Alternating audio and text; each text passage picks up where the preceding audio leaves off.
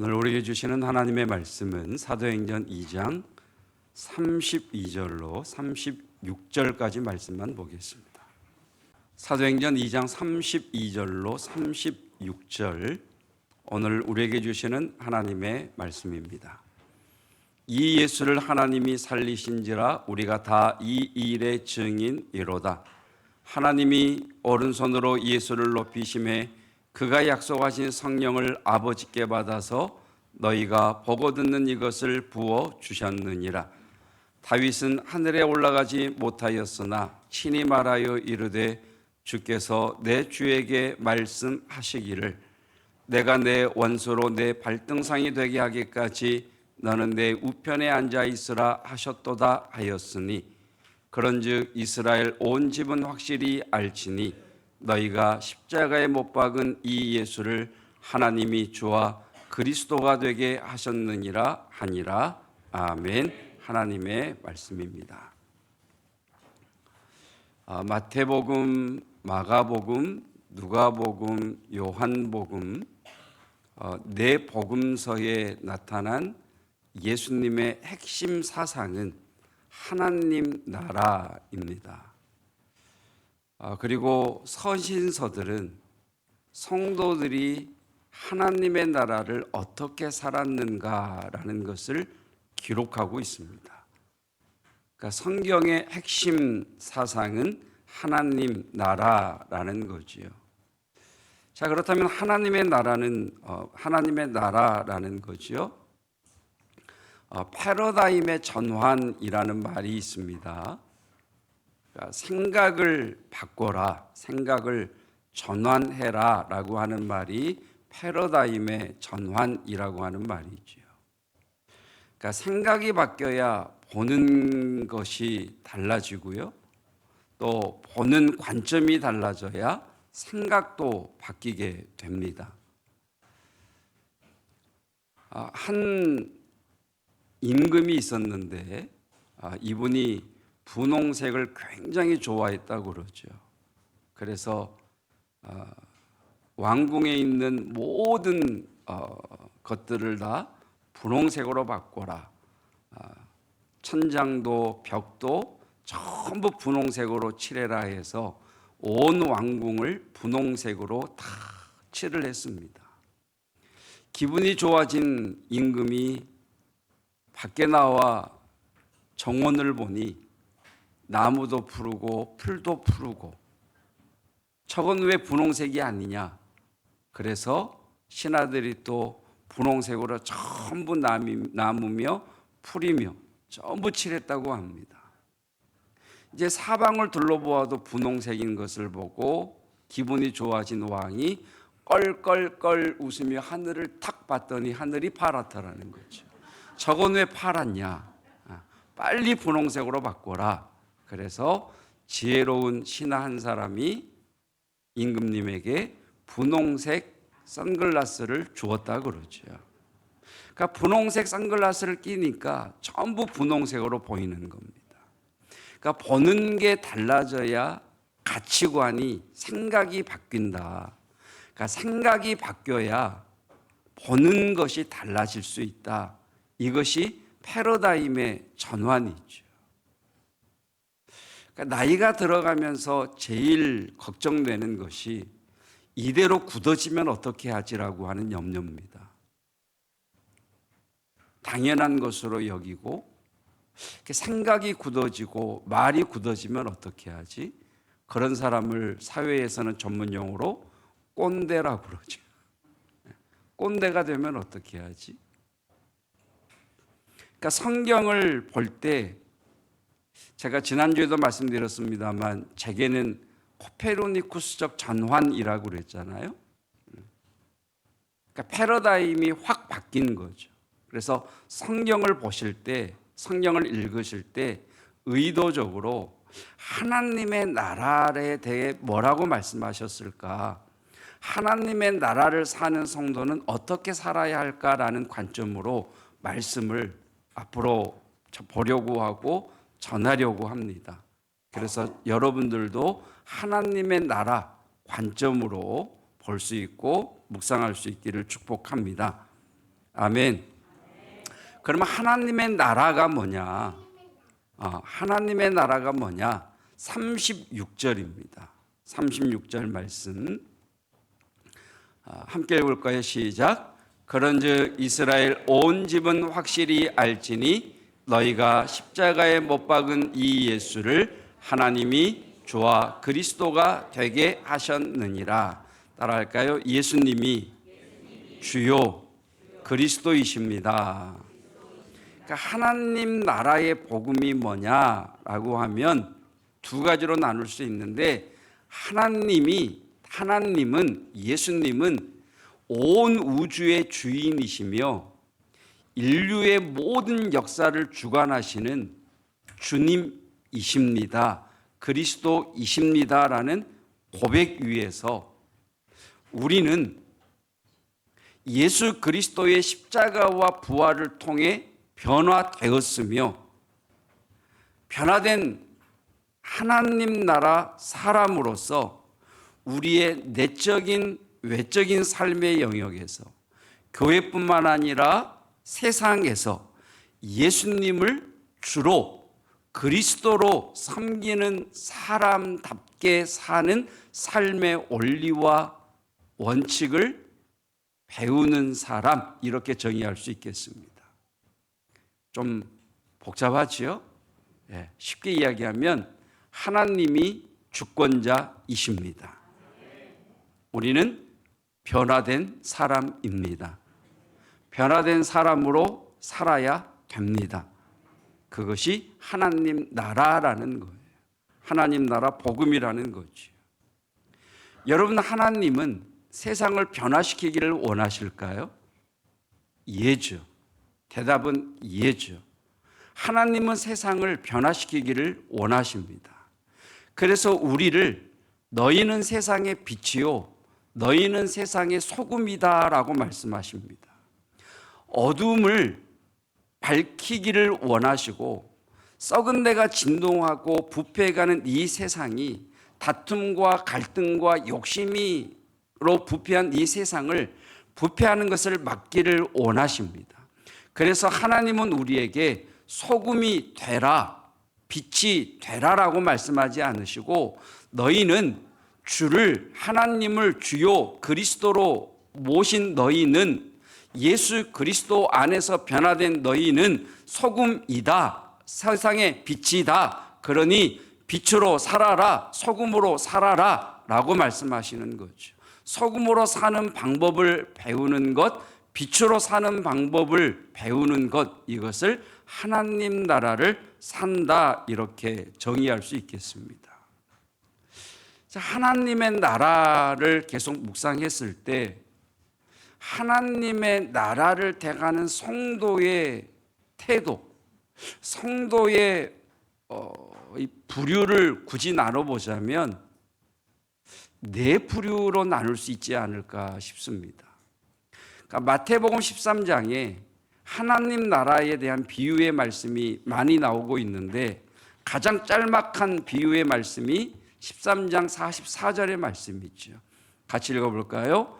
천국은 마치 밭에 감추인 보화와 같으니 사람이 이를 발견한 후 숨겨두고 기뻐하며 돌아가서 자기의 소유를 다 팔아 그 밭을 샀느니라.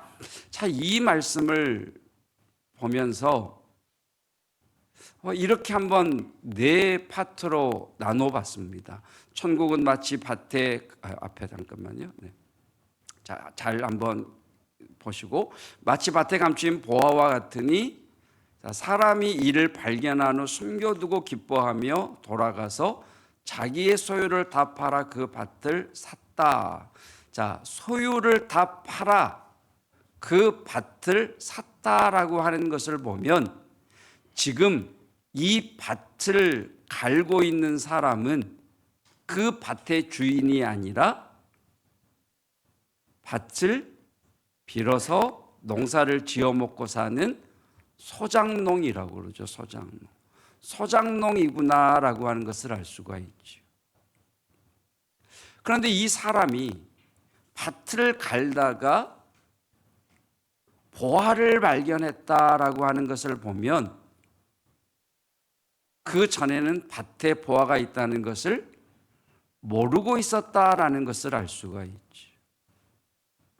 그리고 그 밭에 보화를 발견한 사람이 자기의 소유를 다 팔아 밭을 샀다라고 하는 말씀으로 나눠보면 네 부류로 나눠질 것 같아요.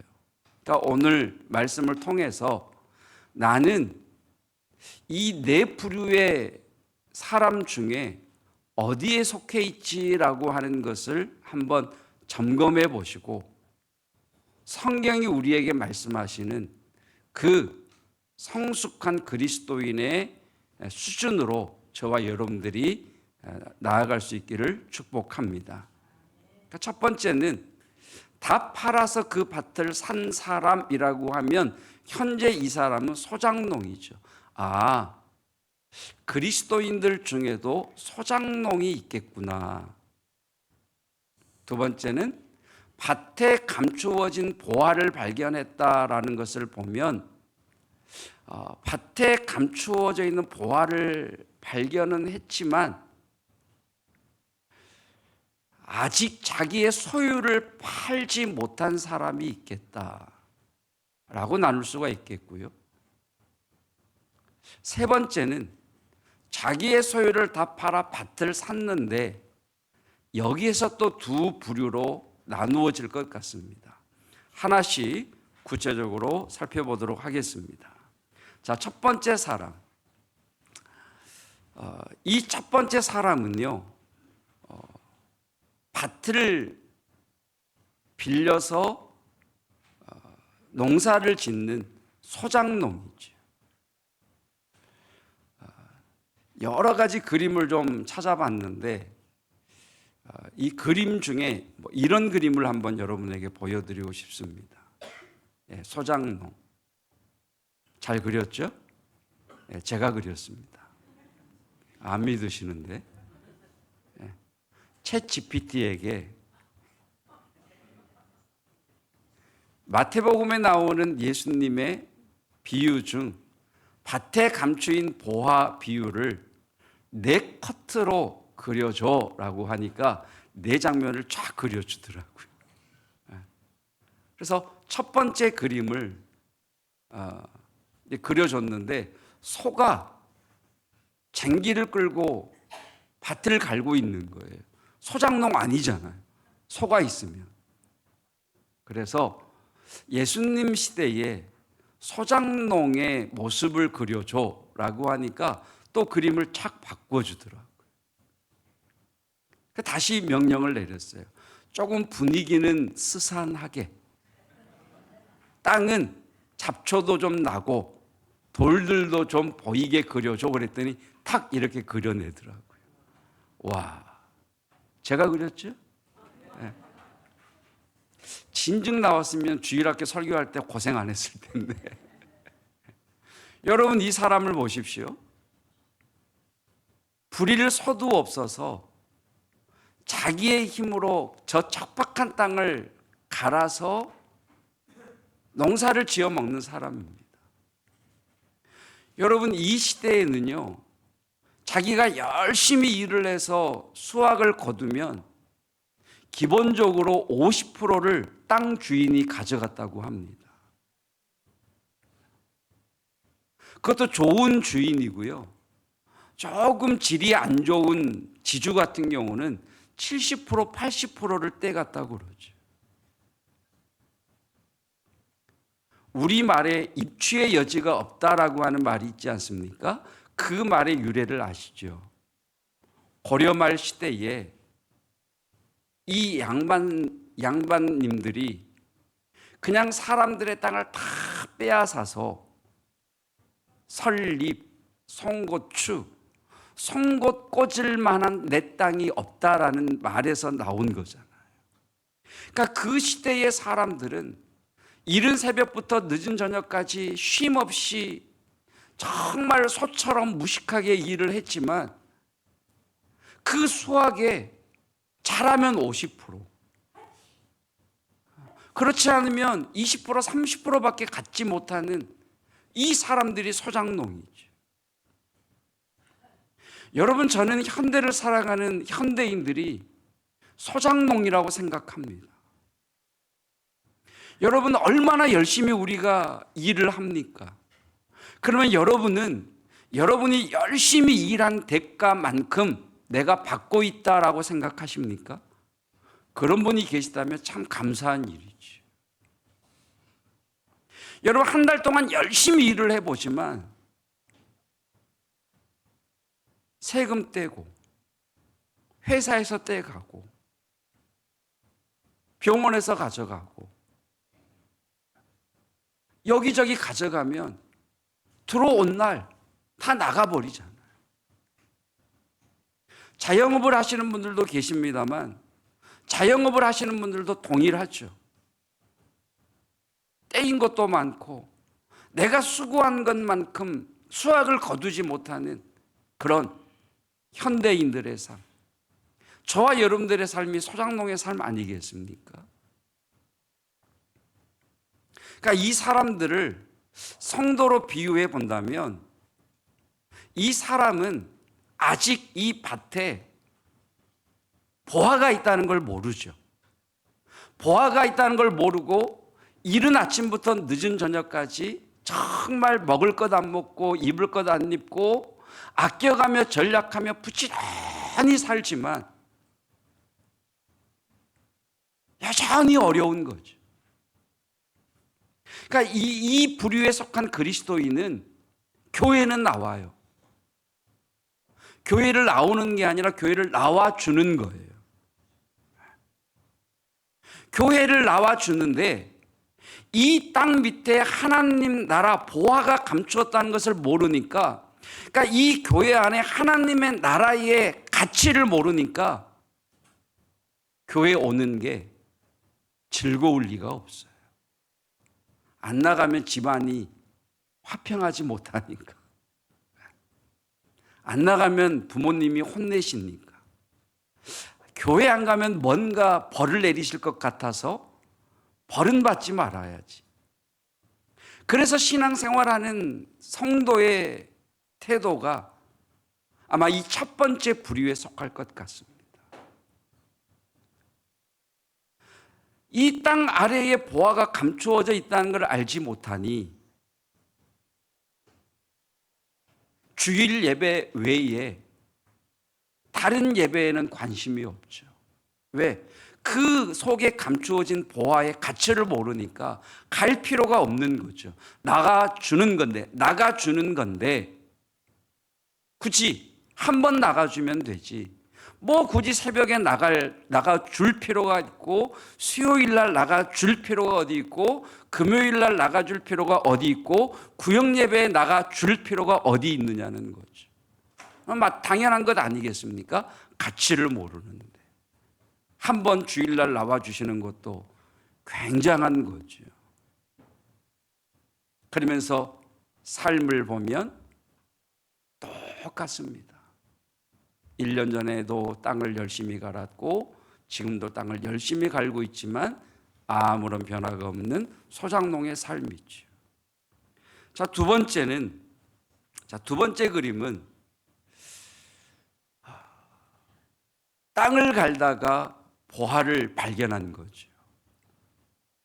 제가 이걸 챗GPT에게 손에 들고 있는 곡괭이를 앞에 그림처럼 이렇게 이걸로 바꿔줘 그랬더니 유료 버전을 사용하시기 바랍니다. 무료 버전의 서비스는 여기까지입니다 그러더라고요. 그러니까 보화를 발견한 사람이죠.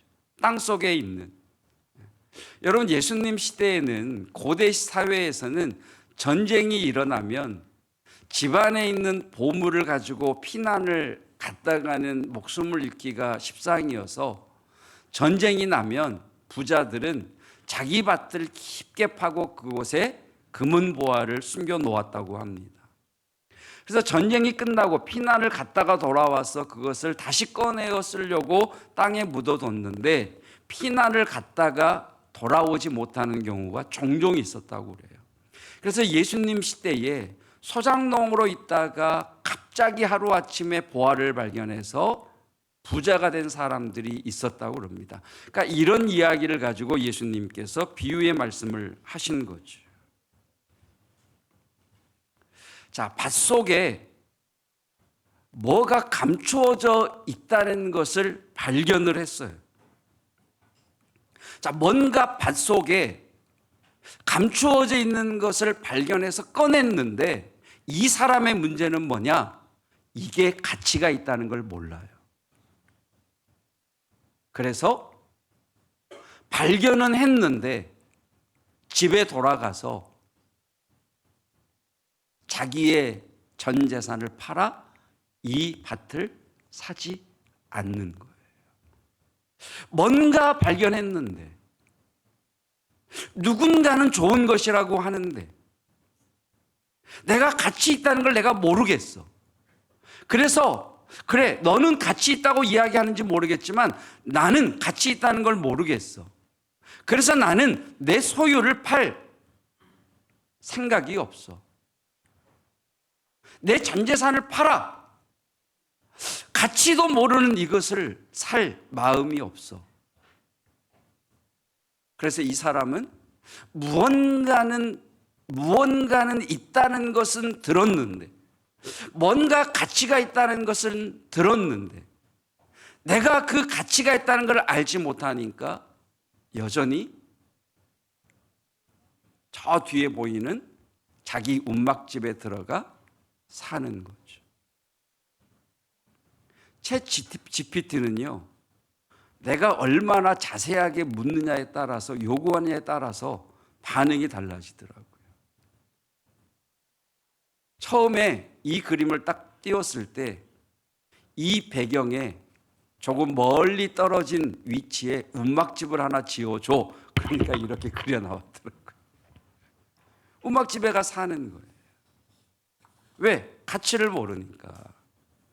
그림 하나 보여주시겠어요?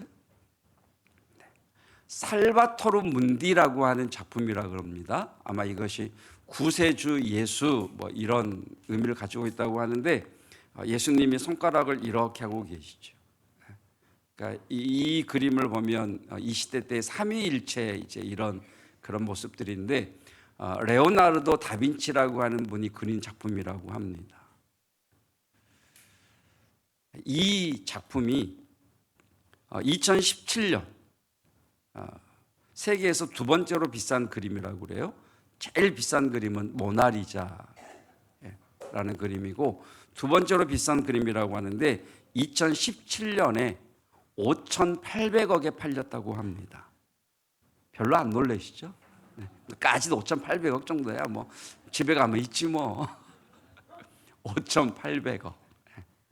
근데 이 그림이 처음 경매에 나온 게 1958년이라고 그래요. 1958년에 이 그림이 처음 나왔을 때 얼마에 팔렸느냐? 45파운드. 우리나라 돈으로 66,000원. 66,000원 주고 그림을 판 거예요. 왜 팔았을까요? 가치를 모르니까. 가치를 알면 파시겠어요? 가치를 모르니까. 그러다가 2005년에 다시 한번 경매에 나왔다고 합니다. 그때 얼마 팔렸느냐? 150만 원. 왜 그랬을까요? 가치를 모르니까. 어떻게 가치를 모를 수가 있지? 다음 그림. 이 그림이 이 그림입니다. 왼쪽에 있는 그림이 오른쪽 그림이에요. 그러니까 처음에 이 그림을 구입한 사람은, 소유한 사람은 유명한 작가가 그린 유명한 그림이잖아요. 이게 누가 훔쳐갈지 모르잖아. 그래서 원본 그림 위에 다른 색을 입힌답니다. 다른 색을 입히고 그 그림에다가 다른 표정을 놓고, 그래서 왼편에 보는 그림이 처음 그림이었어요. 그러니까 왼편에 보이는 이 그림을 누가 5,800억을 주고 사겠어요? 66,000원에 팔리는 게 당연하고, 2005년도에는 이게 레오나르도 작품일 수도 있을 것 같다라고 하는 것 때문에 150만 원을 받았는데, 그때부터 어떤 미술계에 어떤 이 기술이 발달하게 되느냐면 더 쉬운 것을 벗겨내고 원작을 복원하는 기술이 발달되면서 이게 레오나르도 다빈치 진품으로 진품으로 뭐라 그러죠? 확인이 된 거예요. 그래서 6만 6천 원짜리가 5,800억에 팔린 거예요. 이 그림을 소유한 사람이 있었겠죠. 근데 덧칠한 것 때문에 이 그림의 가치를 모르니까 그냥 팔아버리는 거죠. 이 그림의 가치를 안다면 팔 수 없는 거죠. 자, 누가 저와 여러분에게 이 그림을 가져왔다고 하십시다. 그런데 어찌하다가 저와 여러분이 이 그림이 레오나르도 다빈치라고 하는 사람의 작품으로 진품이라고 하는 것이 어떻게 하다 보니 내가 알게 됐어요. 그런데 이 사람이 자기가 150만 원을 주고 20년 전에 샀대. 그런데 20년이 지난 지금 자기가 생각할 때 이게 가짜가 분명한데 진짜일 수도 있을 것 같다라고 하면서 저와 여러분에게 1억에 팔겠대. 1억에 팔겠대요. 그런데 내 전 재산이 집 팔고 자동차 팔고 다 팔아봐도 5천만 원밖에 안 돼요. 그러면 5천만 원 대출 받아서 산다 안 산다? 산다 안 산다? 아직도 고민하는 분 계세요? 예? 그렇지. 아무리 미쳐도 사지. 예. 여러분, 그게 믿음인가요? 여러분, 하나님 나라 가치를 알면 자기 전 재산을 팔 수 있는 거예요. 근데 왜 자기 전 재산을 못 파냐? 하나님 나라 가치를 모르니까. 가치를 모르니까. 여러분, 하나님은 저와 여러분을 사랑하셔서 당신의 독생자 예수 그리스도의 생명을 전부를 우리에게 주셨습니다. 온 우주의 주요 모든 역사의 주관자이신 그분이 저와 여러분을 살리시기 위해 십자가에서 죽으셨고 우리를 하나님 나라 백성으로 살아가게 하기 위하여 부활하셨습니다. 아멘. 당신의 모든 것을 주신 하나님의 그 가치를 모르니까 하나님 나라를 위해 내 전 재산을 못 파는 거예요. 믿음이 없어서가 아니라 가치를 몰라서 그러는 거예요. 가치를 모르니까 헌신한다고 생각하죠. 가치를 모르니까 내가 그렇게 헌신했는데 왜 몰라주냐고 그러죠. 여러분, 5,800억짜리 그림을 1억을 주고 사는 게 헌신입니까? 그게 헌신이에요? 가치를 알아차리고 사는 거죠. 그래서 우리가 잘 아는 천국은 마치 밭에 감축이 뭐 할 때 가사가 뭐예요? 냉장고 팔고 밥솥 팔고 뭐 이거 다 팔아 저거 사겠다라고 이야기하잖아요.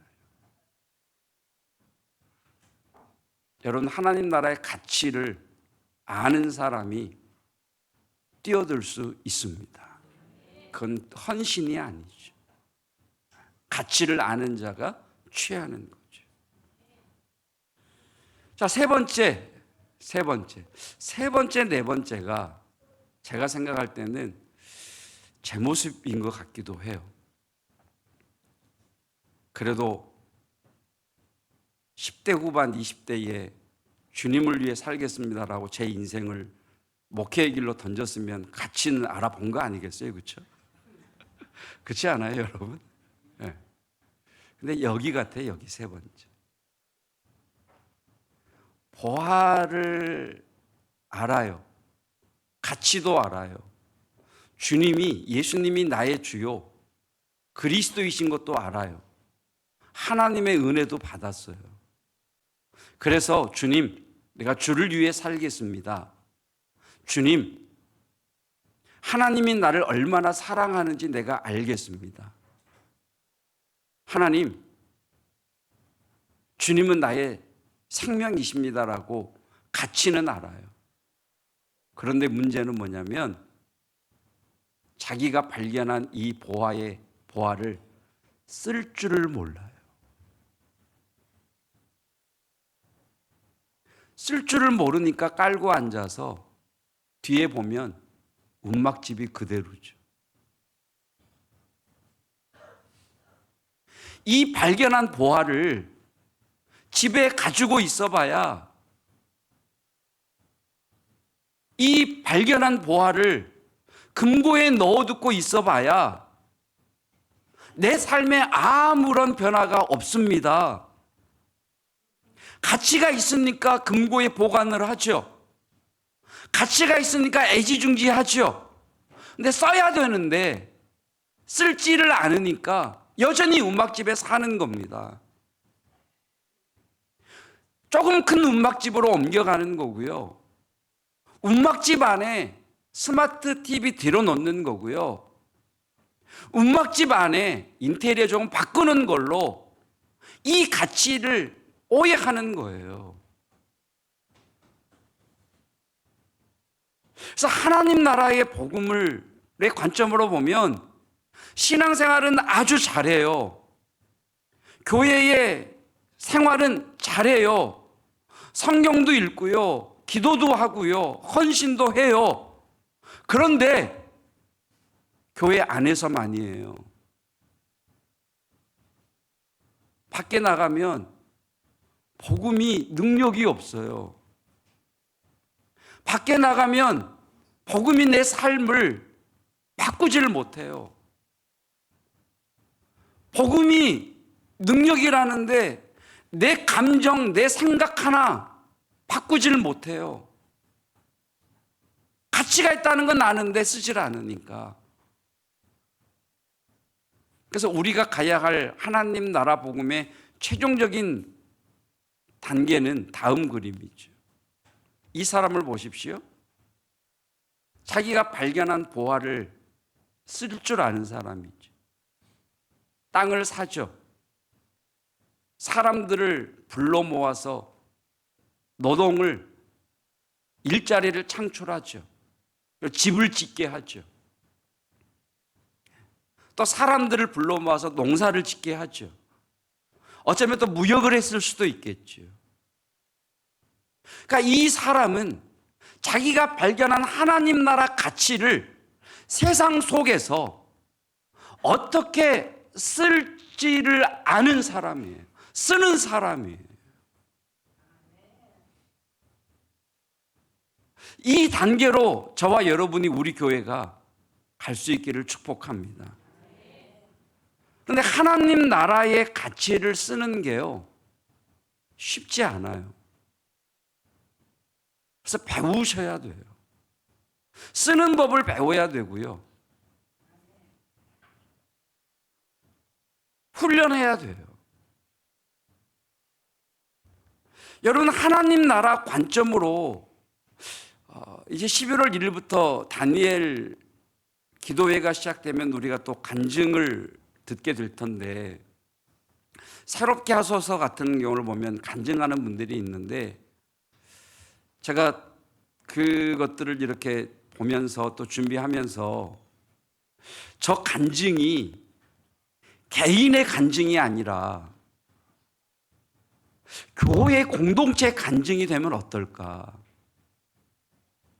한 사람의 간증은 그 사람의 삶과 그 사람의 가족의 삶을 변화시키지만, 여러분, 교회가 변화되면 교회 안에 있는 개인과 개인의 가정은 뿐만 아니라 이 지역사회에 놀라운 변화가 일어날 줄로 믿습니다.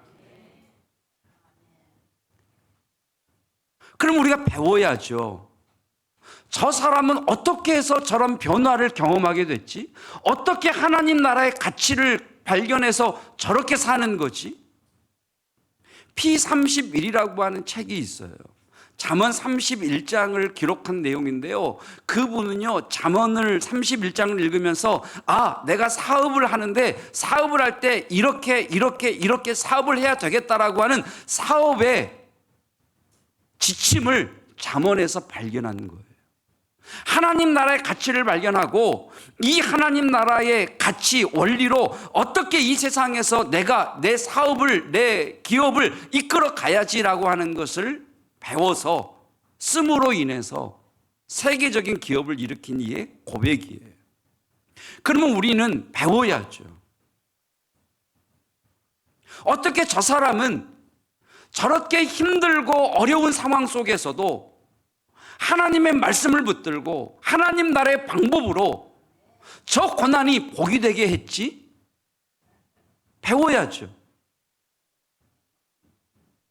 저 사람은 하나님 나라 가치를 발견하기 전에는 늘 싸우고 다투고 서로 이해하지 못한 부부였는데, 늘 자녀 문제로 괴로워하는 가정이었는데, 하나님 나라의 가치에 무엇을 배웠기에, 하나님 나라의 가치 중에 무엇을 사용했기에 저 부부는 회복이 되고 저 가정은 회복이 됐지? 배워야죠. 배우고 훈련해야죠. 여러분, 이런 생각을 해봅니다. 천국은, 우리가 죽어갈 천국은 지금 내가 사는 삶과 다를까? 이 땅에서 하나님 나라의 가치를 모르는 사람이 죽어 천국에 갔을 때 천국의 가치를 과연 알 수 있을까? 이 땅에 살면서 하나님 나라의 가치를 아는 사람이 정말 하나님 나라에 가면 그 완벽한 가치가 이루어지겠다는 것을 알고 천국을 소망하지 않을까?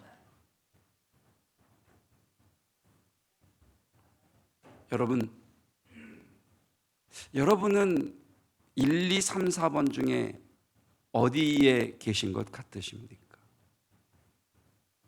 한번 돌아보시고 어디에 있든지 하나님 나라의 가치를 알고 내가 전 재산을 팔아 소유한 이 하나님 나라의 가치를 세상 속에서 살아내는 저와 여러분이시기를 주님의 이름으로 축복합니다. 너희가 예수를 죽였으나 하나님께서 그를 주와 그리스도가 되게 하셨느니라. 하나님이 온 우주의 주인이시며 역사의 모든 것을 주관하시는 주권자이심을 믿습니다. 예수 그리스도의 십자가와 보혈로 십자가와 부활을 통해 하나님의 나라 백성으로 변화된 우리는 이 세상에서 나의 내적 외적인 삶에서 교회 안에서 하나님 나라 가치를 배우고 익힌 자로 살아가는 것이 하나님 나라 복음의 삶이라 말씀해 주셨습니다. 주님, 나는 어느 단계에 있는 사람인지, 나는 어느 부류에 속한 그리스도인인지 성령 하나님 알게 하셔서 하나님 나라의 가치를 알고 그것을 사용하여 이 지역사회를, 우리의 가정을, 내 주변에 있는 이들을 복되게 하는 하나님 나라 사람으로 살아가게 하옵소서. 귀한 예물 아버지 앞에 올려드립니다. 하나님 나라를 위해 쓰임받는 이 예물을 통해 하나님 나라가 확장되며 그 일에 헌신하는 이들이 삶을 살아내는 귀한 헌금이오니 드려지는 손길들마다 기억하시고 축복하시되 기도에 응답하여 주시옵소서. 우리의 자녀들을 주님께 의탁합니다. 세우시고 이루신 주님께 의탁하오니 여호와께서 붙드시고 이끌어 주시옵소서. 외국에 있는 우리의 지체들, 군에 있는 우리의 자녀들도 축복합니다. 주여 함께 하옵소서. 예수 그리스도의 은혜와 하나님의 사랑하심과 성령 하나님의 깨닫게 하시고 가르치시고 생각나게 하시는 놀라운 은혜가 하나님 나라의 가치를 알고 하나님 나라의 보화를 우리의 삶 속에서 씀으로 인해 변화된 확장된 하나님 나라 삶이기를 원하는 모든 성도들 위에 함께 하시기를 축원하옵나이다. 아멘.